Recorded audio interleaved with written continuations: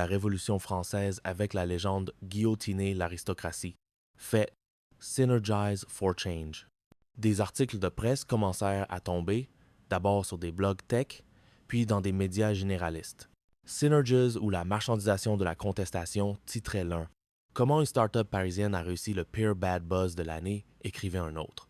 Le compte Instagram Balance ta startup y consacra une série de stories assassines, dénonçant la culture faussement décontractée et les pratiques marketing mensongères de l'écosystème. Au milieu de cette tempête, Julien était dans un état d'excitation paradoxale. Il avait convoqué une réunion de crise, mais son ton était triomphant. Il projeta un tableau de bord sur le grand écran de l'écurie des licornes. Tableau de bord de la croissance, 3, KPI, Key Performance Indicator. Résultat Interpretation de Julien Réalité, Mentions Totals plus 8, 500%, le reach est incroyable. On est viraux. 99% des mentions sont négatives, moqueuses ou hostiles. Taux d'engagement plus 1, 200%, les gens sont passionnés par notre message. L'engagement consiste en des quotes tweetrageurs et des mèmes. Inscription nouveaux utilisateurs plus 300%, la campagne convertie. C'est du ROI pur. Les utilisateurs s'inscrivent avec des noms faux divisés par insultants pour troller la plateforme. Couverture Media Kings plus Medias Majeurs. On est dans la presse internationale. Tous les articles sont des études de cas sur l'échec de la campagne. Analyse de sentiments 98% passionnés, le message résonne fortement. L'outil d'IA interprète malrage et fureur comme de la passion. Soit Sang-Chang-Ting. Vous voyez, s'exclama Julien en désignant les chiffres vertigineux. On n'a jamais eu une telle visibilité. Toute cette attention, c'est de l'or. Il n'y a pas de mauvaise publicité. Alex le regardait, le visage décomposé. Pour la première fois, le jargon de son responsable de la croissance ne le rassurait plus. Il comprenait que ces chiffres, bien que techniquement positifs, signaient leur arrêt de mort. Monsieur Durand et le Léviathan verraient ça. Ils verraient que Synergize n'était pas seulement une start-up avec des problèmes techniques, mais une marque devenue la risée d'Internet. « Julien, » dit Alex d'une voix blanche, « arrête tout. » « Mais Alex, on est au bord du point de bascule. C'est le momentum. »« A rate tout, » hurla Alex. L'incendie viral, allumé par une ambition marketing déconnectée de la réalité, était désormais hors de contrôle. Il ne faisait pas que détruire leur image de marque. Il consumait les derniers vestiges de leur crédibilité, laissant derrière lui un paysage de cendres et de mèmes. Chapitre 8. La grande déconnexion. Le point de rupture fut atteint le mercredi, la veille de la démo. La convergence de la crise de relations publiques, de l'imminence de l'humiliation technique et d'un dernier email de Sophie fut la goutte d'eau qui fit déborder le vase déjà plein de la patience de l'équipe. L'email de Sophie était un chef-d'œuvre d'inconscience. Objet. Transformer les défis en opportunités de croissance. Cher team, je sens que l'énergie est un peu basse en ce moment. C'est normal. Les plus grands défis précèdent les plus grandes victoires.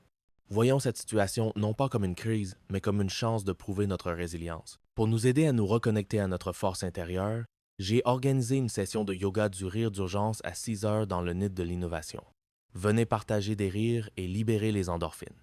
Avec bienveillance, Sophie, ce fut le déclencheur d'une rébellion silencieuse. Une grande déconnexion, non pas de l'entreprise, mais de la comédie qu'il jouait depuis des mois. Ce n'était pas une démission coordonnée, mais une série d'actes individuels de renoncement, une prise de conscience collective que le jeu n'en valait plus la chandelle. Après tout, une écrasante majorité des employés, lorsqu'on leur donne le choix, privilégient leur bien, être à l'avancement de leur carrière, et l'équipe de Synergize venait d'attendre cette limite. Marion fut la première. Après avoir lu l'email de Sophie, elle ne ressentit pas de colère, mais un calme étrange et profond. Elle regarda le labyrinthe sur son écran, le fichier Excel, le code spaghetti, le mensonge au cœur de tout, et elle prit une décision. Elle n'allait pas truquer la démo.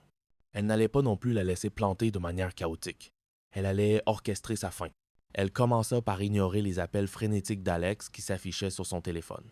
Puis, méthodiquement, elle se mit au travail. Elle ne corrigeait pas le code. Elle le démantelait.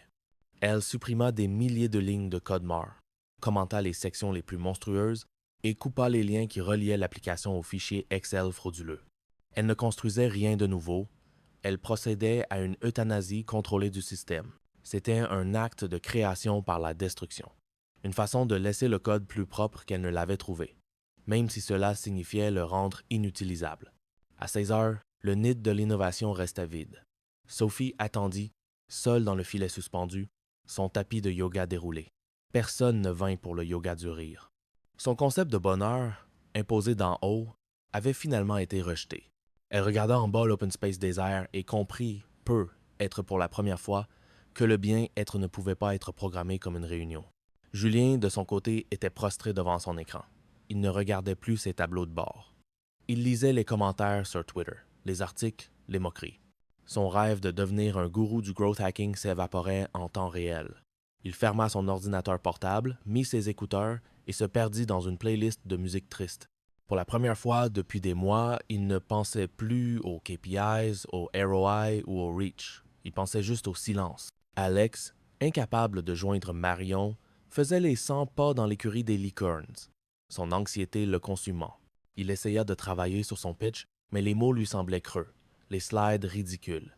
La façade du CEO visionnaire s'était fissurée, révélant l'homme terrifié en dessous. Il s'assit, la tête entre les mains, vaincu par le poids de ses propres ambitions. Le soir tomba sur The Cocoon. Les néons proclamant Dream Big semblaient ironiques dans le silence. L'équipe était toujours là, mais l'agitation avait disparu. Ils étaient unis, non pas par une activité de team building forcée, mais par la certitude partagée de leur échec imminent. Dans cette défaite, ils trouvèrent une forme étrange de paix et de solidarité. Ils avaient cessé de se battre contre le courant, cessé de prétendre, ils se laissaient simplement dériver vers la cascade, ensemble. La grande déconnexion avait eu lieu. Demain serait le jour du jugement. Chapitre 9. Le jour de la démo. Le lendemain, l'équipe de Synergize retourna dans l'antre du Léviathan. L'atmosphère n'était plus à la performance angoissée, mais à une résignation calme. Ils n'étaient plus là pour vendre un rêve, mais pour assister à la fin d'une histoire. Alex n'avait pas dormi. Il n'avait pas de nouveau pitch enflammé. Quand ils s'assirent face à M. Durand, qui les toisait avec la même impassibilité que la première fois, Alex prit la parole d'une voix fatiguée mais claire. « Monsieur Durand, commença-t-il, laissant de côté tous les anglicismes. Avant de commencer la démo, je dois être honnête avec vous. Ce que nous vous avons vendu, la vision, elle était plus grande que notre réalité. Nous avons couru plus vite que nous ne le pouvions. Notre technologie n'est pas là où elle devrait être. C'était un aveu, une capitulation. » Durand ne s'y a pas. Il fit simplement un signe de tête en direction de l'ordinateur portable posé sur la table. La démo. Alex regarda Marion. Elle hocha la tête, un encouragement silencieux. Il ouvrit l'ordinateur, lança l'application Synergize et projeta l'écran. Il n'y avait pas de tableau de bord, pas de liste de tâches, pas de recommandations. Il n'y avait qu'un écran blanc, épuré. Au centre, en lettres noires sobres, 2 mots s'affichaient. 2 mots que tous les développeurs du monde connaissent comme le premier rite de passage. La première incantation pour donner vie à une machine. Bonjour, monde. Juste en dessous, en une police plus petite, une seule phrase. En cours de refactorisation, c'était tout. L'application était brisée, vidée de sa substance complexe et mensongère. Mais pour la première fois, elle était honnête. C'était un crash, mais un crash contrôlé, élégant, presque poétique. C'était la déclaration de Marion, la reconnaissance d'un échec et la promesse d'une reconstruction sur des bases saines. C'était la fin du labyrinthe. M. Durand fixa l'écran pendant un long moment. Son visage était une énigme. La confusion luttait avec ce qui ressemblait à une pointe d'amusement. Il regarda Marion, puis Alex. Il se leva, lissa son gilet en polaire. Intéressant, fut son seul commentaire, et quitta la pièce sans un mot de plus. L'issue de l'investissement restant en suspens, une question flottant dans l'air de la salle de réunion. Mais pour l'équipe, cela n'avait plus d'importance. L'échec, si c'en était un, était libérateur. La scène finale ne se déroule pas dans un bureau, mais dans les rues de Paris. Alex, Marion, Julien et même Sophie marchent le long de la Seine. Le soleil de fin d'après-midi dore les façades des immeubles.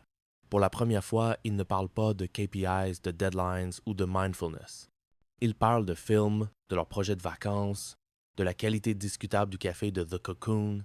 Julien admet qu'il a toujours détesté le mot storytelling. Sophie confesse qu'elle trouve le yoga du rire absolument ridicule. Alex raconte une anecdote sur son premier job, bien avant qu'il ne veuille disrupter quoi que ce soit. Marion sourit, un vrai sourire, pas le rictus cynique qu'on lui connaissait. Leur start-up était peu, être morte ou peu, être pas. Leur avenir professionnel était un grand point d'interrogation. Mais en échouant à construire une synergie artificielle dans leur application, ils avaient enfin trouvé une véritable connexion.